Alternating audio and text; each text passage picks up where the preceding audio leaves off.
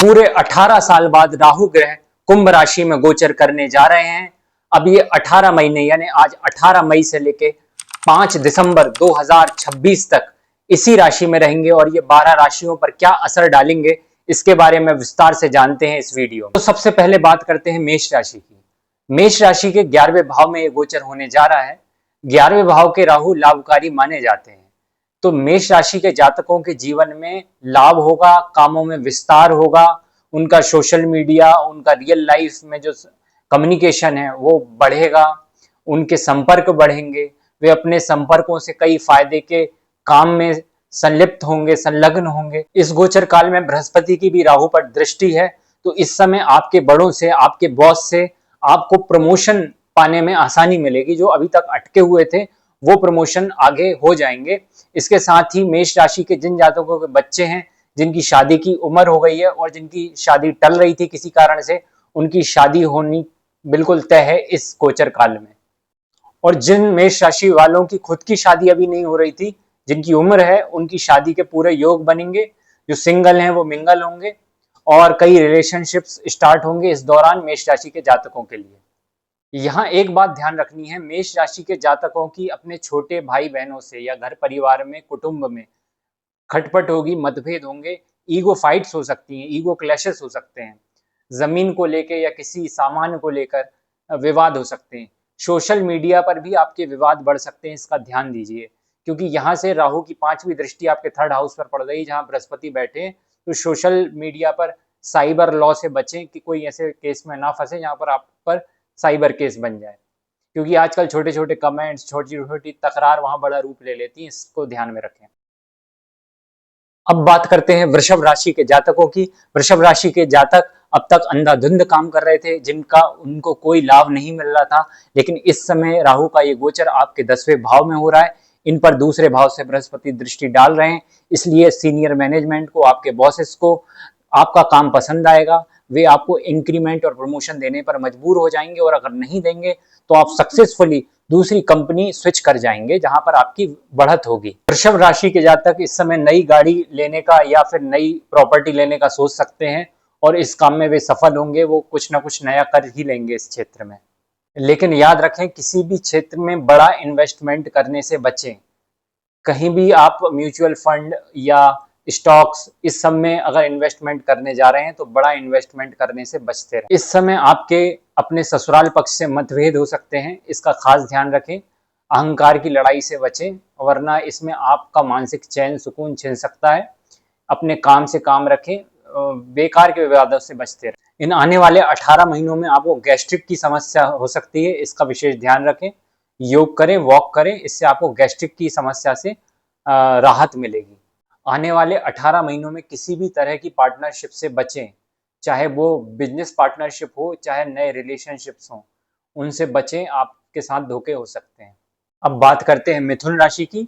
मिथुन राशि के जातकों के लिए ये समय उनका भाग्य खोलेगा, तो ऐसे में ये ध्यान रखें कि वह रास्ता चुनें जो आपके लिए सबसे अच्छा हो, क्योंकि जब कई रास्ते खुले हों तब हम कई बार बहुत ज्यादा फायदा उठाने के चक्कर में एक सही रास्ता भी चूक सकते हैं, क्योंकि 18 महीने के बाद गोचर बदलेगा, तो आपको उसी राह पर चलना होगा जो आपके लिए सबसे अच्छी है। इसलिए बहुत ज्यादा लाभ कमाने के चक्कर के बजाय एक जगह अपनी ऊर्जा और धन लगाएं, क्योंकि ये राहु इस समय आपको बहुत सारे रास्ते खोलने में मदद करेंगे। चाहे वो बिजनेस हो, चाहे वो जॉब्स हो, तो आपको एक साथ ऐसे कई ऑफर्स आ सकते हैं जहां पर आपको फायदा दिखे, लेकिन आपको वही करियर ऑप्शन चुनना है जहां आप लंबे समय काम कर सकें। क्योंकि राहु की ग्रोथ कई बार क्या होती है कि एक छलावे की तरह बाद में साबित होती है, क्योंकि राहु छाया ग्रह है। तो आप वह रास्ता चुने जहां आप लंबे चल सकें, ना कि वह जो आपको स्पॉन्टेनियस ज्यादा फायदा दिलाए। मिथुन राशि वाले जातकों के पिताजी के पद में या उनके व्यापार में वृद्धि होगी। अगर वे मैरिड हैं तो उनकी संतान होने के प्रबल योग हैं इस साल। इसके साथ ही उनके लाइफ पार्टनर के भी प्रोफेशन में है, तो उसमें भी इम्प्रूवमेंट आएंगे। हो सकता है मिथुन राशि के जातकों की माँ के स्वास्थ्य में कुछ ना कुछ दिक्कत लंबे समय से चल रही हो, लेकिन इस समय कुछ विशेष पूजा अनुष्ठान करके उन पर विजय प्राप्त की जा सकती है। उन समस्याओं पर उन मंत्र, अनुष्ठान या उपाय जानने के लिए आप नीचे दिए गए नंबर पर मुझसे संपर्क कर सकते हैं। अब बात करते हैं कर्क राशि की। कर्क राशि के जातकों के लिए ही यह समय थोड़ा चुनौतीपूर्ण हो सकता है। इस समय आपकी ससुराल से अनबन हो सकती है। इस समय आप गलत जगह पैसे फंसा सकते हैं या डुबा सकते हैं। इस समय कहीं भी विदेश जाने के अगर आप प्लान बना रहे हैं, अनावश्यक खर्चों के कुछ सोच रहे हैं तो बचें आप। आपका पैसा बुरी तरह डूब सकता है। इस समय व्यर्थ के विवादों से बचें, कानूनी मसलों से बचें, वरना आप वहां भी लपेटे जा सकते हैं। इस समय आप किसी भी तरह के अपशब्द अपने ससुराल पक्ष या अपने घर वालों से भी मत बोलिए, क्योंकि हो सकता है इस समय आप कुछ बड़ी एक अनबन क्रिएट कर दें।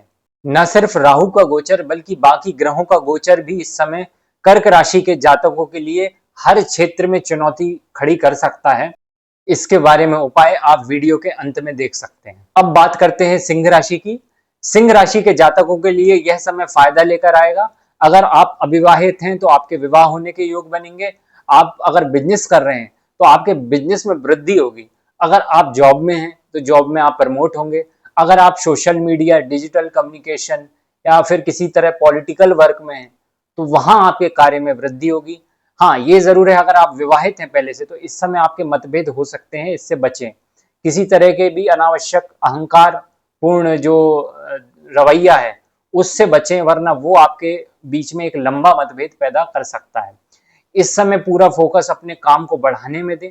परिवार में जहां तक है तो अपनी माता से एक अच्छा एक रिलेशन बना के रखें, क्योंकि इस समय उनके और आपके बीच में भी किसी बात को लेके, यानी पैसों को लेकर भी किसी तरह के मतभेद हो सकते हैं आपके पेरेंट्स और आपके बीच। इसके साथ ही पैसे का लेन देन जो है अपने छोटे भाई बहन से भी कम करें, और करें तो नपा तुला करें, जिससे आपके बीच विवाद की स्थिति खड़ी ना हो। सिंह लग्न वाले जातक जो पहले से शादीशुदा हैं और वे फैमिली प्लानिंग कर रहे हैं, पहले से जिनकी एक संतान है और वो चाहते हैं दूसरी संतान हो, तो इस दरमियान अगले 18 महीनों में उसका जन्म होने की पूरी संभावना है। लेकिन अगर उनकी पहले से दूसरी संतान है तो उसके जीवन में एक अच्छी वृद्धि होगी, उसको अपने कार्य क्षेत्र में या अगर एजुकेशन में तो उसमें सफलता मिलेगी। अब बात करते हैं कन्या राशि के जातकों की।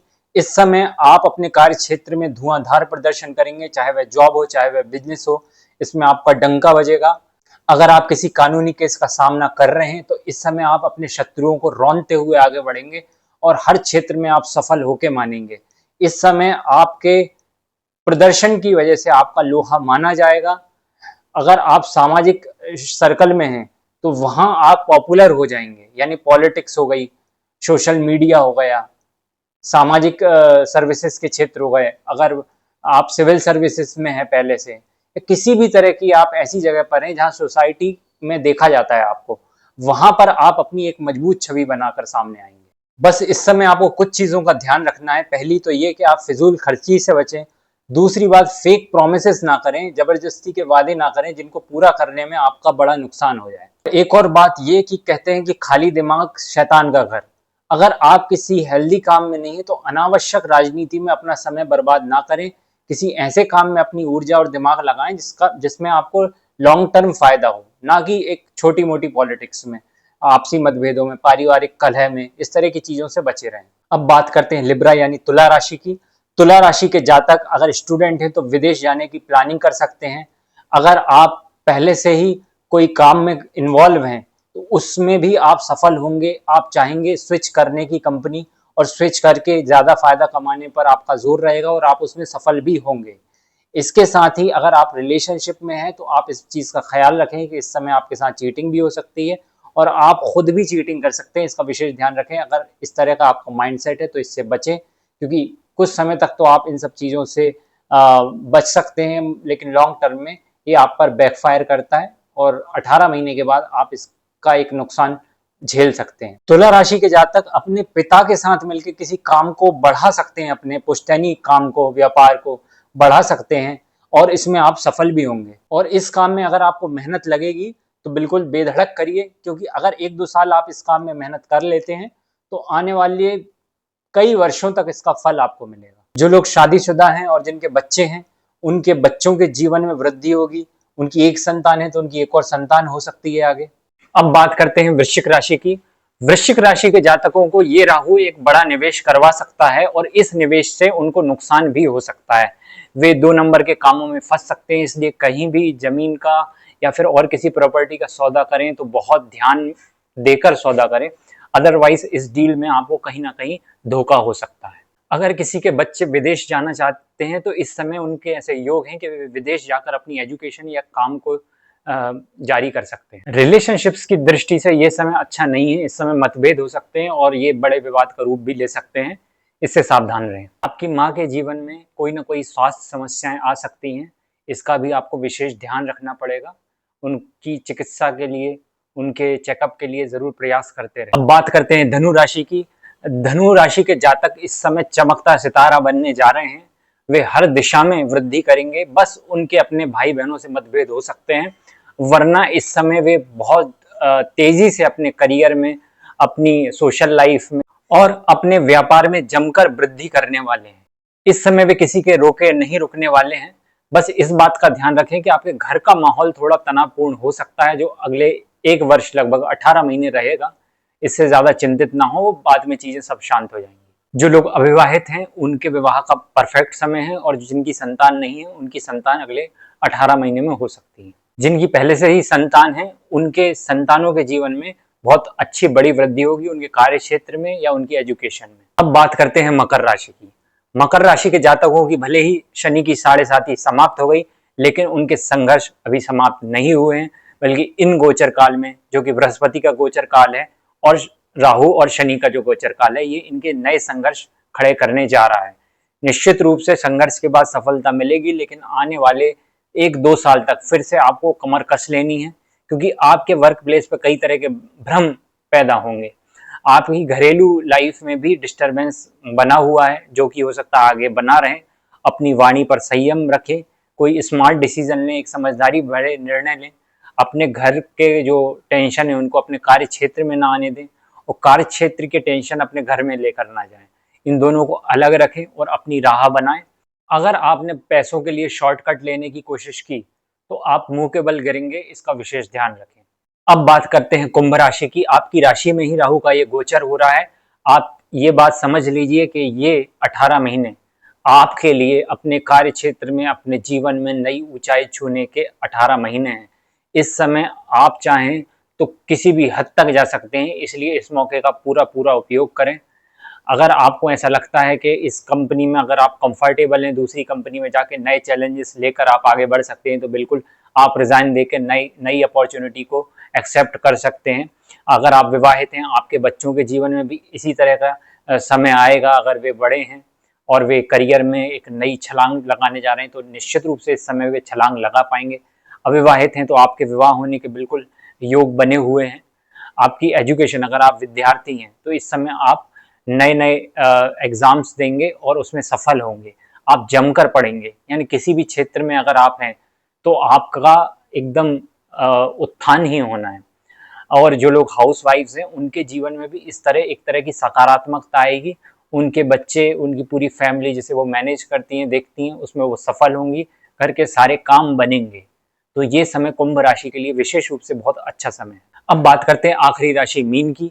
मीन राशि के लिए जरूर ये समय मिला जुला रह सकता है। आप चाहें तो इस समय को बहुत अच्छा बना सकते हैं, क्योंकि भले ही ये गोचर 12वें भाव में हो रहा है, लेकिन स्वराशि के राहु है, उन पर बृहस्पति की दृष्टि है जो आपके राशि के स्वामी हैं। तो कहीं ना कहीं अगर ऐसी सिचुएशन बनती है जहां आपका ज्यादा खर्च हो रहा है, जहां आपका कुछ व्यय हो रहा है, समय का, ऊर्जा का, पैसे का, तो आप उसको मैनेज करके कहीं फ्रूटफुल बना सकते हैं। तो वो आप संभव कर पाएंगे। आप विदेश से होने वाले कामों में, विदेशी कंपनियों से जुड़े कामों में, अगर आप सोशल मीडिया में हैं तो एक तरीके से यूट्यूबिंग, क्योंकि ये भी एक विदेशी कंपनी है, और किसी भी तरह की डिजिटल डिवाइसेस के कामों में आप सफलता पा सकते हैं। ये समय आपको भी लाभदायक हो सकता है, बशर्ते आप राहु के 12वें भाव के असर को मैनेज कर पाए तो। और 12वें भाव का असर ये है कि टाइम पे सोना, क्योंकि कई बार राहु 12वें भाव में तो आपके शेड्यूल को खराब कर देते हैं और इसका असर पूरे जीवन पर पड़ जाता है।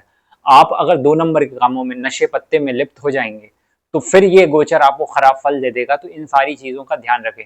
जहां तक बात है आपके पारिवारिक जीवन की, तो पारिवारिक जीवन कहीं ना कहीं चुनौतीपूर्ण हो सकता है, लेकिन वे चुनौतियां ऐसी रहेंगी जिन्हें कंट्रोल किया जा सकता है। आपके माँ के जीवन में थोड़ी चुनौतियां होंगी, जैसे स्वास्थ्य की चुनौतियां हो सकती हैं, कोई अन्य परेशानी, यानी आपके भाई बहनों से रिलेटेड कोई उनको टेंशन बनी रह सकती है। लेकिन अगर आप कुछ उपाय करते हैं तो आपको निश्चित रूप से समाधान मिलेगा। जो लोग गृहिणियां हैं, हाउस वाइफ्स हैं, तो उनके हस्बैंड और वे लोग मिल के कोई प्लानिंग करेंगे नई प्रॉपर्टी की, कहीं दूर एक जगह लेंगे, इस तरह की कुछ योजनाएं बनाएंगे, कहीं दूर का टूर भी कर सकते हैं। तो इस तरह की परिस्थितियां बनेंगी। ओवरऑल एक अच्छा समय रहेगा आपके लिए भी। स्टूडेंट्स एंड वर्किंग प्रोफेशनल भी इस समय रिलोकेट हो सकते हैं। साउथ में है तो नॉर्थ में आ सकते हैं, नॉर्थ में है तो साउथ में आ सकते हैं, कई लोग विदेश भी जा सकते हैं। अब मैं इस गोचर काल में सभी राशियों के लिए कुछ ऐसे उपाय बताऊंगा जो सभी राशि के जातक कर सकते हैं। पहली चीज, राहु की जो अधिष्ठात्री देवी है वे माँ दुर्गा हैं। तो जैसे नवरात्रि आती है तो जगराते होते हैं या देवी की आरती होती है, तो आप ग्रुप में जहाँ पे सामूहिक अगर आरती होती है, सामूहिक कार्यक्रम होते हैं, वहां जाएं, वहां योगदान दें, ना केवल वहां एंजॉय करें बल्कि वहां कुछ काम भी होता है तो उसको करें, क्योंकि शनि अभी मीन राशि में है, गुरु की राशि में, तो मंदिर के कुछ काम में अपनी भागीदारी जरूर दें। ये आपको लाभ देंगे। दुर्गा जी की अगर आप पर्सनल उपासना भी करते हैं तो वो आपको इस एनर्जी को कंट्रोल करने में, मैनेज करने में, नियंत्रित करने में, रेगुलेट करने में मदद करेंगी। ये सभी राशि के जातक करेंगे तो इसमें उनको लाभ होगा। समय समय पर आप देवी को कुछ ना कुछ अर्पण कर सकते हैं, जैसे नारियल चढ़ा सकते हैं, ये एक अच्छा उपाय है। और हर शुक्रवार या शनिवार को आप जा सकते हैं। दूसरी चीज, आप इस समय अपनी डिजायर्स को भी रेगुलेट करें, क्योंकि राहु 11वीं राशि में आपकी डिजायर्स को, आपकी इच्छाओं को अनियंत्रित भी कर सकते हैं। तो ये देखते रहें समय समय पर कि कौन सी डिजायर्स जो हैं वो सही हैं, प्रैक्टिकल हैं, कौन सी अननेसेसरी हैं या आपके मन की अति इच्छाएं हैं, इसको आप नियंत्रित करें। देवी दुर्गा की उपासना करें। राहु के अवतरण हैं, वे हैं वराह अवतार, तो वराह अवतार की भी उपासना करेंगे, उनका नाम लेंगे, वराह पुराण पढ़ेंगे समय समय पर, वराह भगवान की कथाएं सुनेंगे या उनकी इमेज अगर लगा के कुछ देर उस पर ध्यान करेंगे, उनका नाम लेंगे, वराह नारायण का जाप करेंगे, कीर्तन करेंगे। ये भी आपको एक तरह से राहु के अच्छे रिजल्ट दे सकते हैं। साफ सफाई करें, दान धर्म करें, राहु रिलेटेड दान कर सकते हैं। जौ का अगर आप किसी सामूहिक यज्ञ में या आयोजन में जौ का दान करते हैं तो ये भी राहु से संबंधित पदार्थ है। इसके अलावा आप सफाई कर्मचारियों को अगर दान करते हैं समय समय पर, ये आपके राहु ठीक करेंगे अगर खराब रिजल्ट आ रहे हैं। पर्सनल चार्ट के लिए आप मुझसे संपर्क कर सकते हैं नीचे दिए गए नंबर पर, क्योंकि गोचर का असर तो होता है लेकिन आपकी पर्सनल कुंडली में जो ग्रह दशाएं चल रही हैं उस पर भी बहुत कुछ निर्भर करता है, ज्यादातर उस पर ही निर्भर करता है। इसका प्रभाव तो 25% है। 25% आपकी अंतरदशा का, 50% कौन सी महादशा चल रही है, महादशा जिस ग्रह की चल रही है, अंतरदशा जिस ग्रह की चल रही है, वो आपकी कुंडली में कैसे विराजमान है, इस सब को देखकर हम ओवरऑल टाइम बता सकते हैं। आज के लिए इतना ही। नमस्कार।